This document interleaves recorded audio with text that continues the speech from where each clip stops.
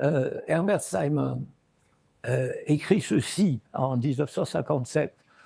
Il existe désormais dans le monde des machines qui pensent, qui apprennent et qui créent.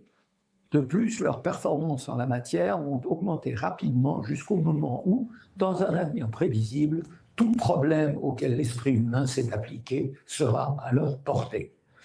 Alors, c'est intéressant de se dire que ça n'est pas un prospectiviste fou qui vous parle là. Herbert Simon est un très grand esprit, il a eu le prix Nobel d'économie, il a eu le prix Turing lui aussi. C'est un penseur du social qui est tout à fait de première force, un des premiers, un des plus importants penseurs du social au XXe siècle. Donc c'est pas un fantaisiste. C'est quand même frappant qu'ils nous disent en 1957 qu'il existe déjà des machines qui pensent.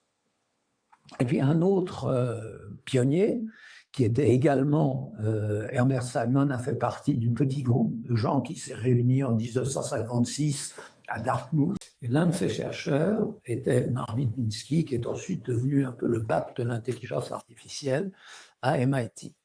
Alors Minsky disait quand même quelques années plus tard, de manière un peu plus modérée si vous voulez, d'ici 3 à 8 ans, nous aurons une machine dotée de l'intelligence générale d'un être humain moyen. Je veux dire une machine qui sera capable de lire Shakespeare, de lui bonifier une voiture, etc., etc.